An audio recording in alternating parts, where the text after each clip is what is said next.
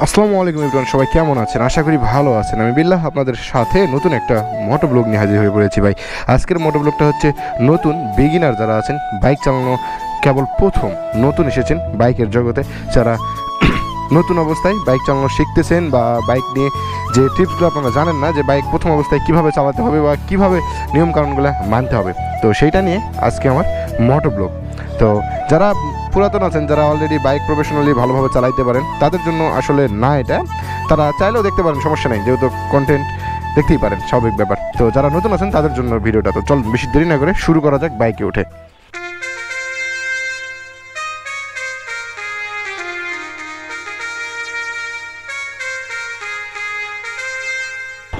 Tips number 1, আমরা প্রথম যারা বিগিনার আছি, নতুন যারা বাইক চালানো শিখছি, নতুন যারা শিখতেছি, তাদের জন্য যে প্রথম টিপসটা হবে সেইটা হচ্ছে সর্বপ্রথম বাইক স্লো গতিতে চালানো।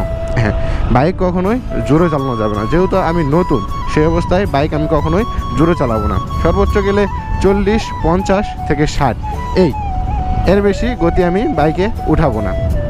এটা মাস্ট বি মনে রাখতে হবে নতুন বাইকার হিসেবে। টিপস নাম্বার 2 নাম্বার টিপসটা হচ্ছে এরকম যে প্রথম অবস্থায় আমি বাইক কিনছি, মাথাটা আমাকে ঠান্ডা রাখতে হবে। বাইক তো শখের জিনিস, বাইক তো জোরে টানার জিনিস, এটা মনে হয়। আসলে এটা না, যে বাইক যেহেতু কিনছি আমি, বাইক যেহেতু আমি নতুন, অ্যাজ এ নতুন ড্রাইভার হিসেবে আমাকে বাইকটা ধীর গতিতে চালাইতে হবে। ধীর গতিতে চালানোর পাশাপাশি আমার মাথা ঠান্ডা রাখতে হবে। মাথা ঠান্ডা বলতে, এখন দেখেন আমি বাইক চালাচ্ছি, বাইক চালাতে চালাতে সুন্দরভাবে আমি রাইড করতেছি, ধীরে সুস্থে, যে আইন মানে চলতে হয় বা মানে ধীরে সুস্থে চালাতে হয়, নতুন বাইকের হিসেবে ধীরে সুস্থে চালাচ্ছি। সাত করে পিছন দিক থেকে একটা বাইক আমাকে ওভারটেক করে চলে গেল। আমি কি করলাম? ওর জায়গা থেকে জোরে মারলাম পিক আপ, ওকে ওভারটেক করার চেষ্টা করলাম। এটা কখনোই করা যাবে না নতুন বাইকার হিসাবে। যেহেতু আমরা প্রো না, নতুন হিসেবে বাইক চালাচ্ছি, সেই ক্ষেত্রে অবশ্যই মানে এটা করা যাবে না। এটা করলে ভাই অ্যাক্সিডেন্ট হওয়ার সম্ভাবনা থাকে, আপনার মানে অ্যাক্সিডেন্ট হওয়ার সম্ভাবনাটা খুবই বেশি হয়ে যায়। এটা করা যাবে না নতুন বাইকার হিসেবে। 3 নম্বর টিপস যেটা হচ্ছে, আমরা অবশ্যই সেফটি গার্ড ব্যবহার করব। সেফটি গার্ডগুলো বলতে কি, হাতের গ্লোভস, তারপর শু না বললেও মানে ভালো স্যান্ডেল পরে চালানো যাবে না, এক কথায় বুট জাতীয় কোনো জুতা, লোফার, এই টাইপের কিছু, মানে শক্ত যেন হয়, যে পড়ে গেলে যেন সালসিলকা না যায়। তারপরে আপনার অনেকে দেখেন যে হাফ প্যান্ট পরে মানে বাইক চালায়। হাফ প্যান্ট পরে বাইক চালানো যাবে না ভাই। হাফ প্যান্ট পরে বাইক চালালে সাপোজ আপনি অ্যাক্সিডেন্ট বলা যায় না কখন হয়ে যায় না হয়ে যায়, পড়ে গেলেন, একটা সালসিলকা গেলে যে পাটা আপনার ছিলে যাবে ভাই, সেই ক্ষেত্রে কি করবেন? তো এই বিষয়গুলো মাথায় রাখতে হবে। অবশ্যই সেফটি গার্ডগুলো ইউজ করতে হবে। পাশাপাশি হেলমেট তো মাস্ট বি লাগবেই।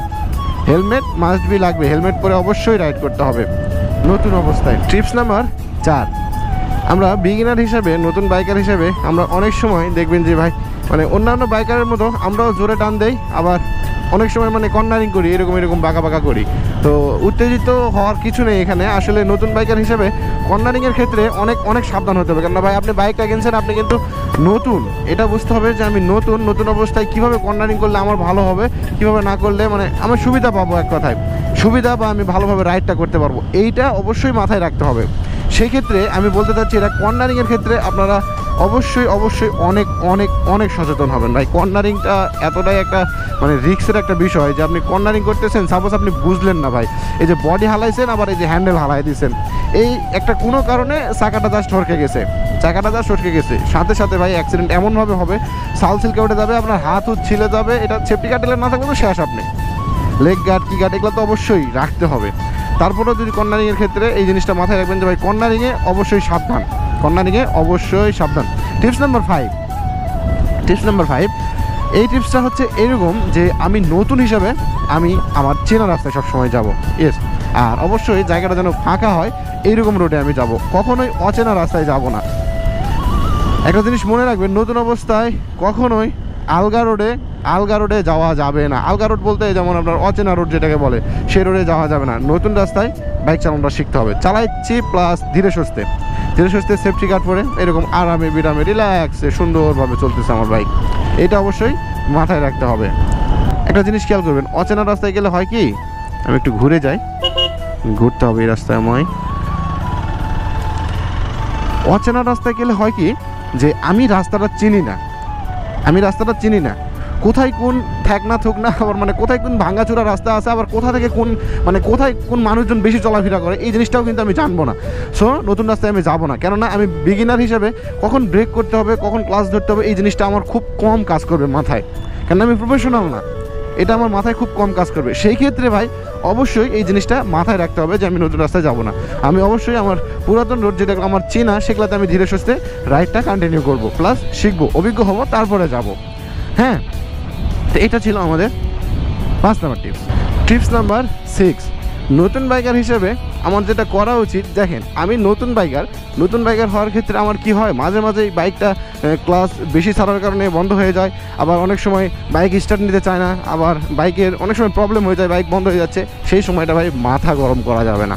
ইয়েস, আপনার সেই সময় মনে হয় কি যে বাইকটা বন্ধ হয়ে গেল, সবাই আমার দিকে তাকায় আছে, আসলে এটা আপনার পুরাই ভুল ধারণা, কেউ আপনার দিকে তাকায় না, জাস্ট আপনার মস্তিষ্কটা মনে করে যে আমার শরম লাগতেছে, এটা কী হচ্ছে, সবাই তাকাচ্ছে কি না কি, এইটা মনে করেন। আসলে নতুন বাইকার হিসেবে সবারই এটা হয়েছে, শুধু আপনার না, আমার হয়েছে, আরও অন্যান্য বাইকার যারা ছিল প্রথম অবস্থায় শিখছে তাদের সবারই এই বিষয়টা হয়েছে। তো এটা নিয়ে মন খারাপের কিছু নাই, এটা নিয়ে ডিমোটিভেট হওয়ার কিছু নাই, আপনি আবারও চেষ্টা করুন, মাথা ঠান্ডা করে, বাইক স্টার্ট হচ্ছে না, সুন্দরভাবে আবার চেষ্টা করুন, আপনার দিকে কেউ তাকাচ্ছে না তাকাচ্ছে এটা দেখার বিষয় নেই, আসলে আপনার দিকে ওইভাবে কেউ তাকাবেও না, আপনি যেটা মনে করবেন আসলে সেটা ভুল, কিন্তু ওটা না, আপনি আপনার কাজ করে যান, জাস্ট আপনি আপনার কাজ করে যান, আপনি বাইক চালানো শিখতেছেন, আপনি আপনার কাজ করে যান, এই তো। 7 নম্বর টিপসটা হচ্ছে এটাই, আপনি নতুন বাইকার হিসেবে কখনোই পিলিয়ন নিয়ে রাইড করবেন না। ইয়েস, এটা মাথায় রাখতে হবে যে পিলিয়ন নিয়ে রাইড করা যাবে না।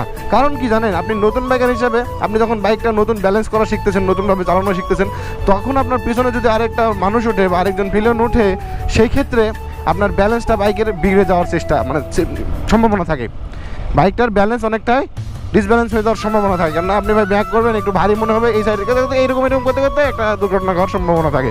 আপনি যতদিন প্রো না হয়েছেন, প্রফেশনাল না হয়েছেন, ততদিন আপনার পিলিয়ন নিয়ে রাইড করার কোনো মানে আসে না, কেননা ভাই একটা দুর্ঘটনা সারা জীবনের কান্না, এই জিনিসটা মাথায় রাখতে হবে। তো আমাদের সবশেষে মূল কয়েকটা বিষয় আমি বলে দিই। 1 নম্বর বিষয় হচ্ছে হেলমেট, সেফটি গিয়ার, তারপর আপনার লেগ গার্ড, শু গার্ড, এক কথায় যা কিছু আছে, তারপর আপনার যে প্যান্ট, সুন্দর একটা জিন্সের মোটা প্যান্ট পরে চালাবেন বাইকটা। কিসের জন্য বলতেছি এগুলা ভাই, অ্যাক্সিডেন্ট হওয়ার সময় এগুলাই বেশি কাজে লাগে, কারণ ছিলকা যায় এগুলাতে ভাই, এই যে এই সাইডগুলাতে, এই যে হাতের এই যে এখানে, তারপর এই যে পায়ের এখানে, তো এগুলাতে ছিলকা যায়। তো এই ছিলকা যখন যাবে বুঝতে পারবেন ভাই বাইক অ্যাক্সিডেন্টের কষ্টটা কী।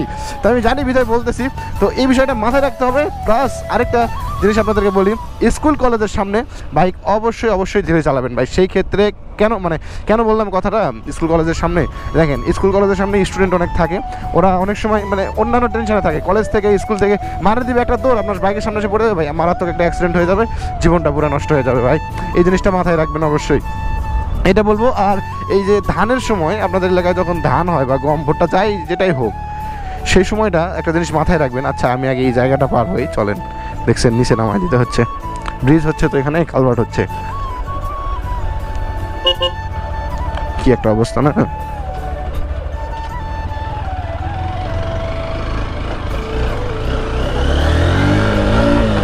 ওয়াও, সুন্দরভাবে পার হয়ে গেলাম, ভালোই লাগলো।